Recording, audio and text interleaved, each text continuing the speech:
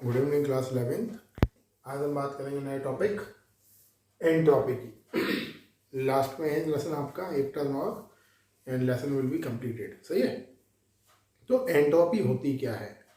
Entropy बहुत simple term में बोले, जैसे आप क्लास में बैठे हैं और सारे स्टूडेंट क्लास में सिस्टमेटिक लाइन बनाकर बैठे हैं, जैसे समझिए जैसे आप क्लास में सिटिंग कर रहे हैं and you all are sitting in a specific pattern, systematic तरीके से। क्लियर? दूसरा तरीका, आप क्लास में बैठे हैं और क्लास में क्या बैठे हैं, बिल्कुल रैंडमली बैठे हैं, इधर उधर ऐसे। ये क्लियर? तो कॉन्सेप्ट ये है, जो रैंडम अरेंजमेंट होता है मॉलिक्यूल्स का, उसको हम बोलते हैं entropy. Random behaviour of system is called entropy. मतलब रैंडमली अरेंज हो जाना पार्टिकल्स का, रैंडम मोशन शो करना, इधर उधर भागना दौड़ना, इसको हम बोलते हैं एंट्रोपी। और सिस्टमेटिक अरेंजमेंट को हम बोलते हैं लेस एंट्रोपी। तो अगर क्वेश्चन आ रहा है आपको कि गैस और सॉलिड में से किसकी एंट्रोपी कम है, तो गैस और सॉलिड में एंट्रोपी कम किसकी है? सॉलिड की है, क्योंकि सॉलिड के पार्टिकल्स ज़्यादा सिस्टमेटिकली अरेंज हैं। गैस के पार्टिकल सिस्टमेटिकली अरेंज नहीं है, तो उसकी एंट्रोपी क्या है? ज़्यादा है। तो एंट्रोपी को अगर सिंपल वर्ड में हम डिफाइन करें, random behaviour of a system is called entropy. Chemistry के टर्म में डिफाइन करें, रैंडम मूवमेंट ऑफ मॉलिक्यूल्स और random arrangement of particles in a system is called entropy. Clear है? तो देखिए डेफिनेशन क्या बोलती है। मेजर ऑफ रैंडमनेस और डिसऑर्डर ऑफ सिस्टम। रैंडमनेस और डिसऑर्डर ऑफ सिस्टम को बोलते हैं एंट्रोपी। सबसे कम एंट्रोपी होती है सॉलिड्स की, बिकॉज सॉलिड्स के पार्टिकल्स क्या होते हैं? प्रॉपर्ली पैक्ड होते हैं। और सबसे ज़्यादा एंट्रोपी होती है गैस की। क्यों? Because gas particle show random behaviour. सबसे ज़्यादा रैंडम बिहेवियर किसका है? रैंडम मोशन पार्टिकल्स का, गैस का है। तो सबसे ज़्यादा जो रैंडम मोशन है पार्टिकल का, रैंडम बिहेवियर है, वो गैस का है। इसलिए गैस की एंट्रोपी भी ज़्यादा होगी। मतलब disorder behaviour is called entropy. Simple word में और बोलूँ तो देखिए कौन कौन से फैक्टर्स हैं जो एंट्रोपी पर अपना इम्पैक्ट डालते हैं। फर्स्ट फैक्टर है टेम्परेचर। जैसे आपने वाटर को हीट करा, तो वाटर को हीट करोगे तो क्या होगा? वाटर कन्वर्ट इनटू वेपर, और वेपर के पार्टिकल्स क्या करेंगे? They are having more kinetic energy. Due to this the water vapour particle show random behaviour. तो जब हम किसी लिक्विड को टेम्परेचर प्रोवाइड करके वेपर में स्टेट में चेंज करते हैं, तो एंट्रोपी बढ़ती है। तो हमने क्या बोला यहाँ? Temperature proportional entropy. ये सिंबल एस होता है बेटा, तो मैं लिखूंगा टी प्रोपोर्शनल एस। आप टेम्परेचर बढ़ाओगे, सिस्टम की एंट्रोपी बढ़ेगी। Point number 2, heat absorb proportional entropy of system. अगर आप किसी सिस्टम को हीट प्रोवाइड करोगे तो भी सिस्टम की एंट्रोपी बढ़ेगी। ये तो पता सेम टेम्परेचर जैसा ही है, बट ये देखो नया, heat added to system at lower temperature increase more entropy. मतलब अगर कोई सिस्टम कम टेम्परेचर पर है और आपने हीट प्रोवाइड करी, तो उसकी एंट्रोपी ज़्यादा बढ़ेगी। मैं करके दिखाता हूँ प्रैक्टिकली आपको, ये समझो। इसको हटाता हूँ मैं ना, समझाता हूँ आपको, डिटेल समझाता हूँ। देखिए यहाँ से सपोज आपके टू सिस्टम है ए और ये बी। इसका टेम्परेचर है 45 डिग्री और इसका टेम्परेचर है 30 डिग्री। क्लियर? देखो मैंने इसको हीट प्रोवाइड की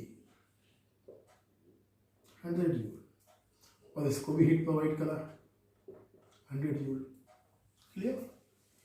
इसका टेम्परेचर रेज हुआ 10 डिग्री या 15 डिग्री। इसका टेम्परेचर रेज हुआ 15 डिग्री और ये रेज होकर हो गया आपका 60 डिग्री से। इसका भी टेम्परेचर 15 डिग्री रेज हुआ और इसका टेम्परेचर हो गया 45 डिग्री से। अब देखो 45 से कितना डिग्री बढ़ा? 15 डिग्री। 30 से कितना डिग्री बढ़ा? 15 डिग्री। तो 15 दोनों का टेम्परेचर बढ़ा है, बिकॉज मैंने हीट कंटेंट सेम रखा है। लेकिन अगर मैं 45 और 15 को कंपेयर करूं, तो 15 जो है इस 45 का ओनली 33.33% है। तो मैं क्या बोलूँगा? अगर कोई सिस्टम 45 डिग्री पर ऑलरेडी है और मैं 100 किलो जूल एनर्जी दे रहा हूँ, तो उसका जो एंट्रोपी चेंज है वो कितना चेंज हुआ 33.33%, मतलब उसका टेम्परेचर कितना बदला 33.33%। लेकिन अगर 30 डिग्री सी वाले को मैंने 100 जूल एनर्जी दी और इसका भी 15 डिग्री चेंज हुआ तो 15 जो होता है 30 का वो कितना होता है 50%। तो आप क्या बोलोगे, वो सिस्टम जो ज़्यादा टेम्परेचर पर था उसको अगर आप हीट प्रोवाइड करोगे तो उसका एंट्रोपी चेंज कम होगा, और वो सिस्टम जो कम टेम्परेचर पर था 30 पर था उसको अगर आप सेम हीट प्रोवाइड करोगे तो ज़्यादा एंट्रोपी चेंज होगा। तो कॉन्सेप्ट ये बोलता है अगर आपका कोई सिस्टम कम टेम्परेचर पर हो और आप उसको equal amount of heat provide करते हो तो उसमें होने वाला एंट्रोपी चेंज ज़्यादा होता है। इसलिए हम लिखते हैं डेल्टा एस प्रोपोर्शनल 1/T। अगर कोई सिस्टम कम टेम्परेचर पर है तो उसका एंट्रोपी चेंज ज़्यादा होगा। ये क्लियर, ये एग्जाम्पल सबसे बढ़िया एग्जाम्पल है समझने के लिए। देखिए दूसरी चीज फिजिकल सिग्निफिकेंस ऑफ एंट्रोपी, ये आ सकता है, ये थ्योरेटिकल टॉपिक है इसलिए। Heat added to a system at lower temperature cause more entropy change, कर लिया हमने, सेम चीज बोल रहा है। नंबर 2, रिवर्सिबल रिएक्शन के लिए जो एंट्रोपी का रिलेशन होता है delta S Q reversible upon T. Numerical जब आपका आएगा न्यूमेरिकल में ये फॉर्मूला लगता है। रिवर्सिबल का कोई वैल्यू नहीं, आप लगाओ तो लगाओ, नहीं लगाना है मत लगाओ, सिंपल है। डेल्टा एस का फॉर्मूला है delta S equal Q upon T. अगर सिस्टम हीट एब्जॉर्ब करेगा तो क्यू की वैल्यू प्लस में आ जाएगी, और सिस्टम हीट रिलीज करेगा तो क्यू की वैल्यू माइनस में आ जाएगी। शुरू में पढ़ चुके हो आप, है ना। नेक्स्ट देखो, पूरे वर्ल्ड की जो टोटल एंट्रोपी है, पूरे यूनिवर्स की टोटल एंट्रोपी है, वो किसके इक्वल होती है, सिस्टम प्लस सराउंडिंग के इक्वल। पूरे यूनिवर्स का जो एंट्रोपी चेंज है that is equal to system plus surrounding that is always greater than 0। इसका मतलब क्या है, पूरे यूनिवर्स की एंट्रोपी का चेंज हमेशा 0 से ज़्यादा होता है। मतलब entropy change can not be negative. अगर एंट्रोपी चेंज नेगेटिव है इसका मतलब वो रिएक्शन पॉसिबल नहीं है। दूसरी चीज, इक्विलिब्रियम स्टेट पर एंट्रोपी चेंज हो जाता है 0। किसको बोलते हैं इक्विलिब्रियम स्टेट?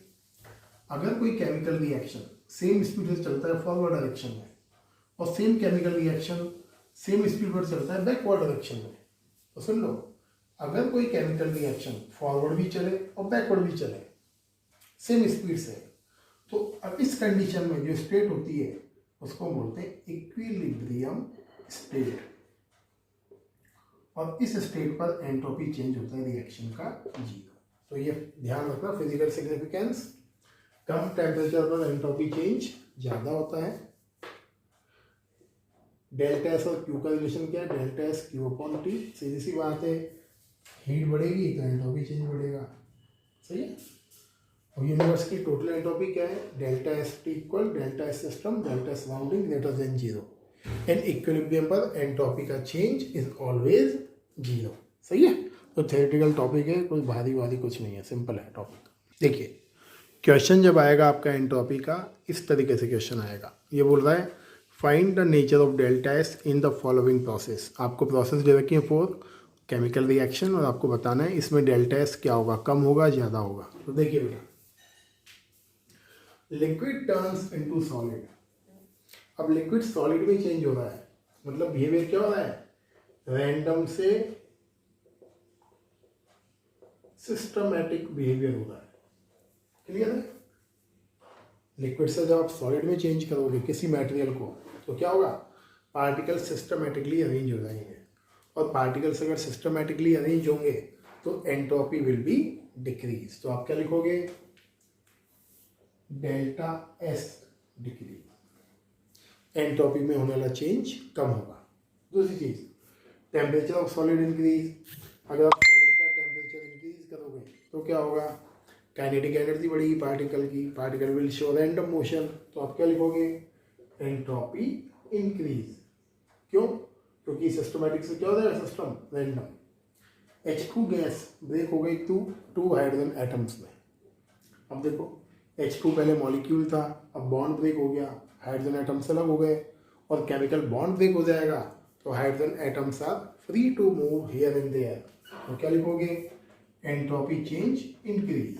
अब ये रिएक्शन देखो, रिएक्टेंट साइड्स पर सारे के सारे सॉलिड हैं, प्रोडक्ट साइड पर गैस भी है, और गैस का बिहेवियर कैसा होता है, रैंडम बिहेवियर होता है। तो आप क्या लिखोगे, एंट्रोपी इंक्रीज। तो ये है सबसे इम्पॉर्टेंट, और एक ये इम्पॉर्टेंट है, ये पूछ चाहिए। तो इसमें क्या लिखोगे, in this chemical reaction reactant side all are solids and product side one gas is present, so we can say gaseous molecules show random behavior, so entropy increases। Clear है? तो इस तरह के क्वेश्चंस आएंगे। 2 क्वेश्चंस और देखते हैं बढ़िया से। देखिए बेटा, ये 2 न्यूमेरिकल सॉल्व देखिए एंट्रोपी के ऊपर, मज़ेदार न्यूमेरिकल्स हैं देखिए, और आने के पूरे चांसेस हैं, एनसीईआरटी के न्यूमेरिकल हैं, फर्स्ट और सेकंड दोनों इंपॉर्टेंट है। देखिए ये बोलता है आपको calculate entropy change in surrounding. अब ये वर्ड पकड़ना, वो पूछ रहा है सराउंडिंग की एंट्रोपी में कितना चेंज हुआ, सराउंडिंग की डेल्टा एस निकालनी है हमें, है ना। तो calculate entropy change in surrounding when 1 mole of water liquid formed under 298 kelvin standard condition. मतलब आपका 1 मोल वाटर बना है, इस रिएक्शन के अकॉर्डिंग स्टैंडर्ड कंडीशन 298 केल्विन पर बना है, और आपको सराउंडिंग का एंट्रोपी चेंज कैलकुलेट करना है ना। फॉर्मूला सिंपल है, आप क्या लिखोगे, delta S surrounding equal Q upon T. Formula होता है हीट अपॉन टेम्परेचर। अब देखिए यहाँ बहुत सिंपल सा लॉजिक है, ये केमिकल रिएक्शन मेंशन है, और केमिकल रिएक्शन की एंथैल्पी किसमें, माइनस में है। क्या वैल्यू, माइनस 286 केजे पर मोल। अगर केमिकल रिएक्शन का डेल्टा एच नेगेटिव है, इसका मतलब केमिकल रिएक्शन एनर्जी रिलीज कर रहा है, और अगर केमिकल रिएक्शन एनर्जी रिलीज करेगी तो एनर्जी एब्जॉर्ब कौन कर लेगा, सराउंडिंग। सीधी सी बात है, अगर आपकी बॉडी एनर्जी रिलीज करेगी तो कौन एब्जॉर्ब कर रहा है, आपका एनवायरनमेंट। तो सिमिलरली अगर केमिकल रिएक्शन अपनी एनर्जी को रिलीज करती है, क्यों, क्योंकि साइन माइनस का लगा हुआ है, तो इस एनर्जी को एब्जॉर्ब कौन कर लेगा, सराउंडिंग। और जब सराउंडिंग इस हीट एनर्जी को एब्जॉर्ब करेगा तो सराउंडिंग के लिए क्यू की वैल्यू क्या आएगी, पॉजिटिव। तो ये चीज इंपॉर्टेंट है, बाकी बिल्कुल सिंपल है। तो आप क्या लिखोगे, when reaction release energy then surrounding absorb, therefore for surrounding heat equal positive. Surrounding के लिए क्या होगा, हीट हो जाएगी आपकी पॉजिटिव। बट ये ध्यान रखना, तो माइनस की जगह क्या लिखना है, यहाँ प्लस लगाना है। अब देखो डेल्टा से निकालना है सराउंडिंग का, तो माइनस नहीं लेनी है वैल्यू, आपको प्लस में लेनी है, क्योंकि रिलीज करी है उसने तो उसके लिए माइनस है। एब्जॉर्ब कौन कर रहा है, सराउंडिंग। जो एब्जॉर्ब करता है एनर्जी को या हीट को, तो प्लस की वैल्यू आती है। तो आप क्या लिख दोगे, plus 286 upon temperature 298, that is answer. यही आंसर है, कुछ नहीं करना है। अब बोलोगे सर इतना बड़ा आंसर फटाफट छोटा सा, उसने लॉजिक पूछा है आपसे, और लॉजिक के मार्क्स हैं कि अगर आप यहाँ माइनस लगा दोगे तो 0 मिलेगा, और प्लस लगाया तो फुल मिलेगा। प्लस क्यों लगाया, इस लॉजिक की वजह से प्लस लगाया। सही है, ये ध्यान रखना। सिमिलरली देखिए दूसरा न्यूमेरिकल, देखिए न्यूमेरिकल नंबर 2, ध्यान से, ये बहुत सिंपल है। ये ऑक्सीडेशन रिएक्शन है, और ऑक्सीडेशन है आयरन का। तो 4Fe + 3O2 Fe2O3, ये केमिकल रिएक्शन हुई, और इस केमिकल रिएक्शन का एंट्रोपी चेंज -549.4 kJ पर मोल है, जूल केल्विन मोल है ना। मतलब इस रिएक्शन ने इतनी एनर्जी रिलीज करी है। At 298 kelvin in spite of negative entropy change why the reaction is spontaneous. ये बोल रहा है ये रिएक्शन की आपकी एंट्रोपी दे रखी है, और एंट्रोपी किसमें, माइनस में है। और अभी हमने पढ़ा था अगर एंट्रोपी माइनस में है तो रिएक्शन नॉन स्पॉन्टेनियस होती है, मतलब वो रिएक्शन पॉसिबल नहीं होती है। और अभी पढ़ा भी था आपने, delta S T greater than 0। तो किसी भी सिस्टम की एंट्रोपी नेगेटिव नहीं होनी चाहिए, और नेगेटिव नहीं है तो रिएक्शन पॉसिबल होगी। सॉरी हाँ, अगर नेगेटिव नहीं है तो रिएक्शन पॉसिबल होगी, अगर एंट्रोपी नेगेटिव हो जाएगी तो रिएक्शन पॉसिबल नहीं है। अब पूछ क्या रहा है कि इस रिएक्शन की entropy change delta S negative है, इसके बाद भी ये रिएक्शन स्पॉन्टेनियस क्यों है, मतलब ये रिएक्शन पॉसिबल क्यों है? तो बहुत सिंपल है। आप देखो डेल्टा एस टी इक्वल क्या पड़ा, delta S system delta S surrounding. यहाँ सिस्टम कौन है, यहाँ सिस्टम है हमारी केमिकल रिएक्शन। तो डेल्टा एस निकालते हैं, पता लग जाएगा। देखो अभी आंसर सामने आएगा। Delta S T equal system के लिए एंट्रोपी, सिस्टम रिलीज कर रहा है तो माइनस में आएगा, -549.4। ये सिस्टम की है। माइनस क्यों लगाया मैंने, क्योंकि सिस्टम ने एनर्जी रिलीज करी है। Plus delta S surrounding. अब देखो डेल्टा एस कैसे निकालोगे सराउंडिंग का,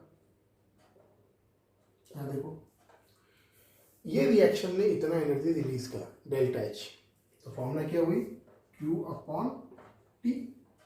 अगर केमिकल रिएक्शन ये एनर्जी रिलीज करेगी तो कौन एब्जॉर्ब कर लेगा, एब्जॉर्ब कर लेगा सराउंडिंग। तो ये वैल्यू सराउंडिंग के लिए किस में हो जाएगी, प्लस में। तो क्या लिखोगे, +1648 10⁻³ अपॉन टेम्परेचर कितना हो इधर 298।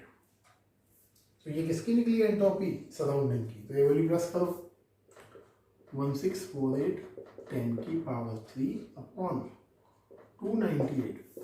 When we solve this value, we get delta S equal positive value. तो हम क्या बोलेंगे, when we solve delta ST value, then delta ST become positive value। मतलब आपका जो डेल्टा ST की वैल्यू है वो क्या है, ग्रेटर देन 0 है। और अगर किसी सिस्टम के लिए डेल्टा ST ग्रेटर देन 0 है तो आप क्या कहोगे, रिएक्शन इज स्पॉन्टेनियस। तो ये रिएक्शन स्पॉन्टेनियस क्यों है, क्योंकि टोटल जो डेल्टा ST है, मतलब जो टोटल एंट्रोपी है सिस्टम की, उसकी वैल्यू पॉजिटिव है। अगर ये वैल्यू पॉजिटिव नहीं होती तो हम बोलते रिएक्शन नॉन स्पॉन्टेनियस। तो ये है बेटा एंट्रोपी के ऊपर आपके न्यूमेरिकल्स। और कल हम पढ़ेंगे गिब्स एनर्जी, लास्ट टॉपिक है, हार्डली 10 मिनट का लेक्चर है। Thank you and have a nice day.